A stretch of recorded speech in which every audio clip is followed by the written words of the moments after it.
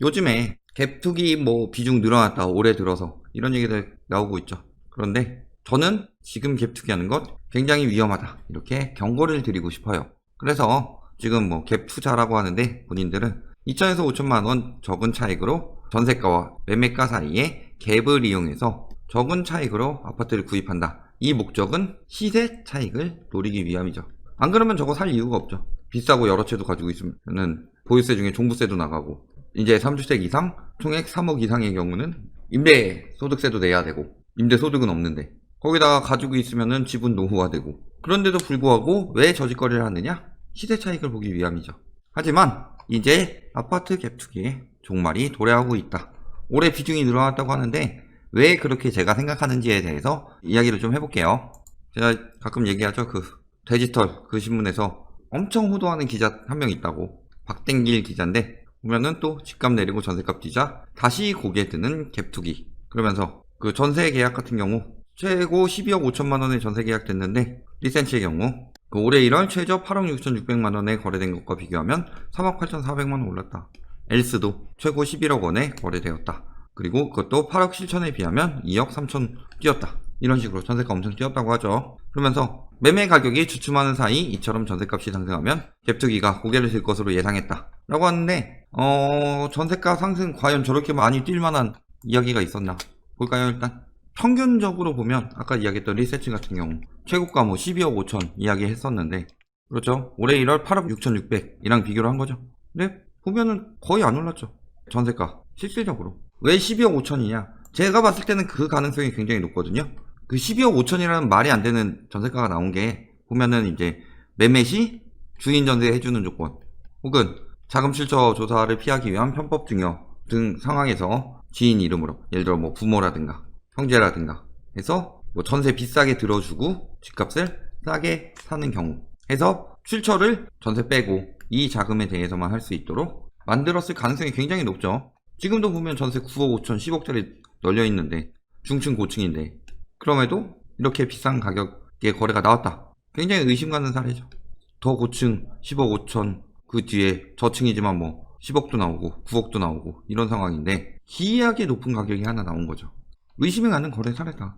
그리고 실질적으로 보면은 딱 올해 그 떨어져서 1월식이랑 비교했는데 갭은 계속 커져왔죠.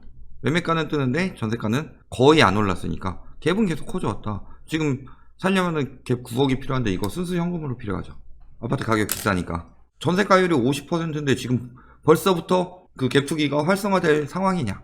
어림도 없는 소리죠. 근데 또 12.16 대책 이후에 갭투기가 늘었다. 그죠? 자, 그러면서 1에서 4월 갭투기꾼 숫자 보면은 왜 꼭 이렇게 비교하는데 작년만 비교하는지 모르겠어요. 2019년 초는 9.13 이후 최악으로 떨어졌다가 5월쯤 돼서 회복돼가지고 그 뒤에 상승했었죠. 그러니까 9월에서 12월 그 심리를 보면은 이런 형식이잖아요. 1에서 4월, 5월 이후 이런 식으로 됐는데 가장 안 됐을 때랑 꼭 비교를 하죠. 그래서 지금 1, 2월, 1, 2, 3월, 1, 2, 3, 4월 이런 식으로 계속 비교를 한단 말이에요. 그럴 거면은 연도별로 비교를 해보든가. 작년에는 이런 기사 안 나왔었죠 거의. 그러면서 이게 12.16 대책의 부작용이 아니라 이때가 9.13 대책의 효과를 제대로 봤을 때고, 이때는 12.16 대책 효과를 다 보기 전이죠. 언제부터 떨어졌어요? 강남은 1월부터 떨어졌지만 노도강 언제부터 떨어졌어요? 거의 한 4월 돼서 떨어졌죠. 그러니까 그때까지 언론들이 9억 이하가 대세다 해가지고 그때 오히려 저기 노도강이나 금강구, 은평구 이런 데로 퍼져나갔고, 플러스로 2월 21일 날부터 이제 특사경 시행되고 자금 출처 계획 시행되니까 그때 2월에 또 거래량이 엄청 늘었잖아요. 그러면서 이제 결국엔 특사경도 생각을 해야 되니까 아예 자금을 못하게 할 수는 없으니까 갭투기 형식으로 해서 편법 증여를 한다든가 이런 방법도 굉장히 많이 썼죠. 거기다 플러스 추가로 2018년부터 9.13 넘어올 때까지는 그래도 영끌까지는 그렇게 많지 않았죠. 낄낄하는 채들 많이 샀었죠. 근데 2019년에서 2020년 넘어올 때는 이때 다 영끌 수요들이 샀죠. 2019년 말부터 30대 영끌 수요들. 30대 영끌 수요들이 쓰는 방법이 뭐였어요? 부부인데 결혼을 해서 살아야 되는데 돈이 없으니까, 대출 안 나오니까 지금 집 사면 안 됨에도 불구하고 영끌을 어떤 식으로 했어요? 남편이 계약, 그리고 혼인신고 하지 않고 아내가 전세 들어가는 형식으로 해서 전세자금 대출로 자금 마련했었죠. 이 방법이 12, 16 끝났다고 해서 없어졌을까요? 저런 사람들? 저 영끌 수요들은 12, 16이 시행됐어도 어차피 강남 사는 사람들 아니었죠. 돈 없어가지고 노도관, 금강구, 은평구 이렇게 외곽 쪽으로 사던 사람들이었잖아요.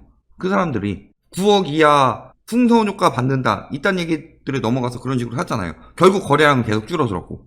그런데 고가 아파트에 대한 대출이 막히면서 현금 조달이 어려워진 매수자들이 전세를 끼고 매매를 할 수밖에 없다는 것, 말도 안 되는 개소리죠. 거기다가 여기 전국적으로 한 거고, 실질적으로 고가 아파트 거래되지도 않았는데 무슨 고가 아파트에 대출이 막히면서 그거를 갭투기로 했다고 우기고 있어요. 1에서 4월 고가 아파트 거래 다 합쳐도 이만큼 나올 수 있을까요? 말도 안 되는 소리 날리고 있죠. 뭐예요 실질적으로? 팩스 20대가 부모 돈으로 부동산 사재기 하면서 뭐 했어요? 형에게 고가 아파트를 시세보다 싸게 산 후 어머니에게 전세로 임대하여 가족을 총동원하는 방식으로 세금 탈루했다. 즉 실질적으로는 갭투기가 아니라 불법증여죠. 불법증여. 그러면서 자기자금 비율, 이거 세무조사 대상자 잡아낸 거 보면은, 자, 자기자금 비율이 어느 정도예요 저기 0%, 0에서 10%, 10에서 30%. 이런 사람들, 이런 방법, 불법증여나 이런 짓거리 해서 엄청나게 많죠 생각보다. 이게 다 갭투기로 들어갔다. 이 수요들이 그 갭투기 통계로 들어간 거죠. 뭐예요? 여기 또 부모 전세 세입자로 1억만 들여서 10억 아파트 산 20대. 갭투기로 보이죠? 왜? 전세 플러스 소액의 자기 자금. 그래서 집 구매. 원래 이게 갭투기인데 이 전세가 정상적인 전세가 아닌 경우가 많잖아요. 부모를 임차인으로 했다. 이런 것들 다 지금 걸려서 나오고 있죠. 임차 보증금으로 불법 증여한 거. 거기다가 또 상호금융 불법 대출 뭐 이런 것도 대폭 늘었고, 이런 식으로 불법적으로 거래를 많이 했다. 먼저 매입한 아파트를 담보로 4억 5천만 원 대출받은 후 부족한 4억 5천만 원은 부모가 전세 계약을 맺어 마련했다. 이런 식으로. 원래 근저당 붙어 있으면은 세입자 안 들어오죠 웬만하면. 근데 뭐 한 거예요? 근저당 플러스 전세로 해서 샀다. 이런 경우 근저당 붙고 전세 붙은 경우는 대부분 다 출처 조사해봐야 되죠. 요 전세는 대부분 지인이고 요 근저당까지 해서 영끌한 거잖아요 실질적으로. 어떤 경우도 있어요. 매매 계약 후 대출받아 잠적. 얼마 전에 얘기했었죠. 아파트를 살면서 지금 금매를 내놨는데 금매를 누가 산다고 해놓고서 대신에 전세를 좀 비싸게 들어와라 해서 전세를 계약을 했는데, 이 사람은 전세금에서 여기 10억 5천만 원만 잔금 치르고서 전세에 들어와라 라고 해놓고서 이걸로 근저당 잔뜩 땡겨가지고 10억 5천 주고서 갖고 나른 거죠. 그러면은 집주인은 이 집을 날려먹은 거죠. 거의 전세금 날려먹게 생긴 거죠. 말소기준 권리 밑에 있으니까. 이런 것도 갭투기 거래로 책정이 됐다.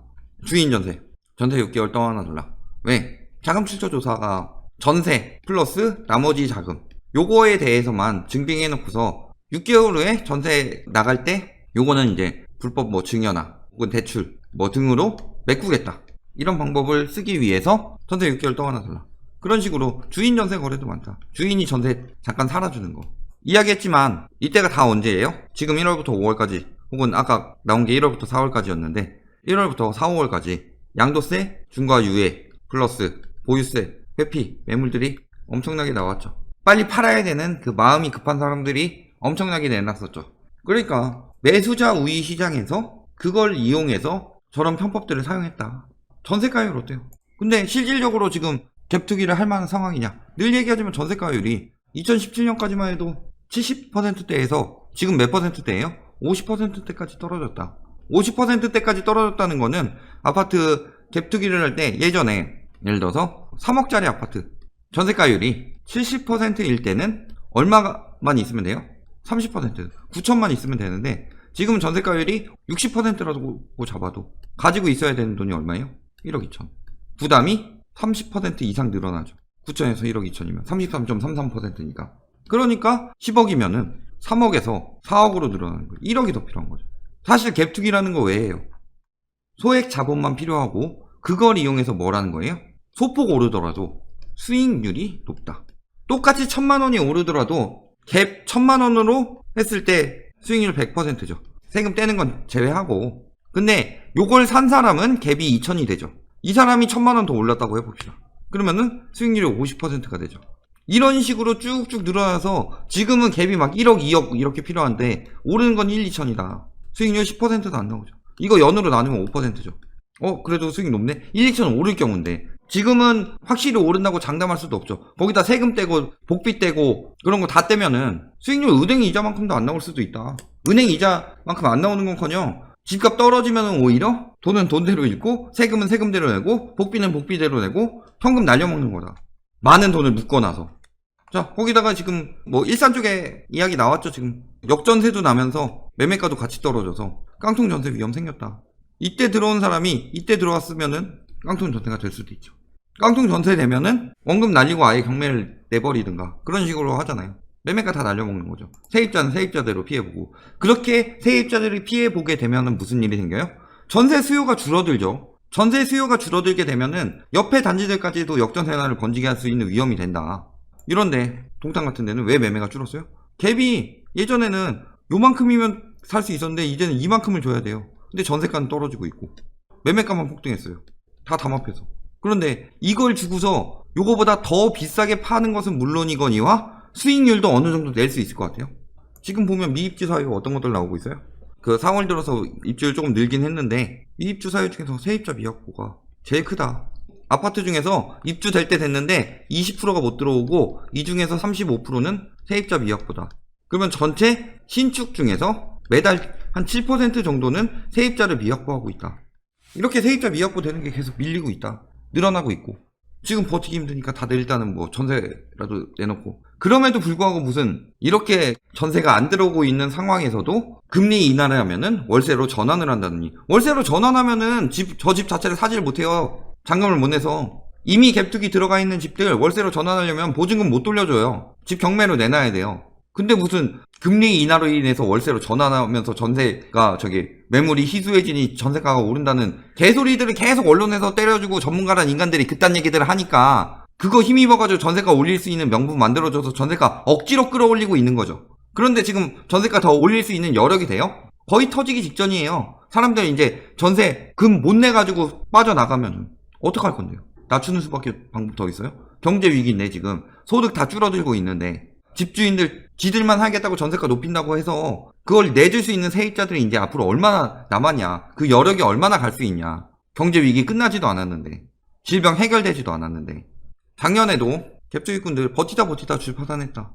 이런 사실을 알고 있어야 되죠. 집값 떨어지면서. 거기다가 지금 전세 보증금 먹튀, 그래서 부산 피해액만 100억이다. 전세 보증금 반환 사고 발생 현황. 반환을 못 해준다는 얘기예요. 반환을 못 해준다는 얘기는 집주인들이 돈이 없다는 얘기예요. 물론 전세보증보험 가입자도 늘었지만 그럼에도 불구하고 생각보다 엄청나게 증가한 거죠. 가격이 못 돌려준다는 얘기예요. 거기다가 임대사업자 의무 강화하면서 보증금 합계가 3억 원을 초과하는 3주택 이상 소유자는 6월 1일까지 소득을 신고하고 산출세액을 납부해야 된다. 월세 임대 수입이 있는 2주택 이상 소유자, 요건 일단 둘째치고 보증금 합계가 3억 원을 초과하는 3주택 이상 소유자 갭투기꾼들이죠. 예전에 2015년 16년도 때 막 2, 3천씩 주고서 쇼핑하죠. 막 10채씩 사고 이랬던 사람들, 이거 갭이 적다는 건 보증금이 크다는 거죠. 보증금이 크다는 건 산출세액이 크다는 거죠. 이 매물들 쏟아져 나올 수밖에 없다. 조만간에 이 사람들 하나씩 처분하려고 빨리빨리 금매 내놓다가 이게 누적이 되면은, 근데 지금 경제 위기 상황으로 주택 구매력은 떨어져 있고 그러면서 누적이 되면서 경매 나가기 직전에 마지막에 어떻게든 해보려고 금매가 폭발하는 순간, 그때 진정한 폭락이 나타나게 되죠. 그리고 그 시기는 머지 않았다.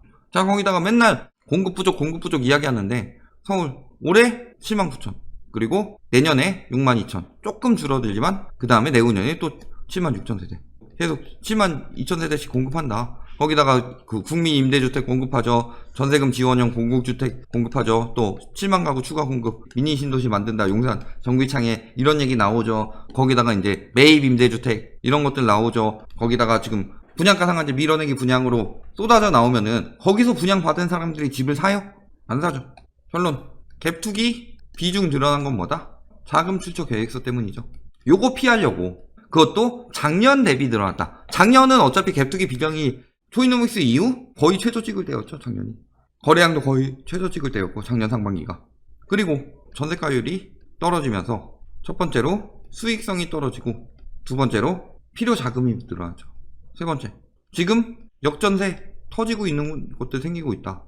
네 번째, 전세 보증금 반환 문제 생기는 집주인들 늘어나고 있죠. 다섯 번째, 합산 보증금 3억 3주택 이상 갭투기꾼들 보유세 플러스 임대소득세 부담 증가하고 있다. 다주택 부담이 훨씬 더 증가한 거죠. 그런데 지금 갭투기 하라고요? 딱 보면 다 나오죠. 거기다가 6월 말에는 이제 바젤3 시행되면서 가계부채 비중 커지다 보니까 은행 대출 받기는 어려워지고 7월에 분상제 들어가면서 그 전에 밀어내기 분양 쭉 나오고 분상제 들어가면서 가격 바로 떨어지게 되죠. 가격 하향 안정되잖아요. 분상제 이후. 그 다음에 8월에 전매 제한 들어가서 분양권 투기 수요들도 줄어든다.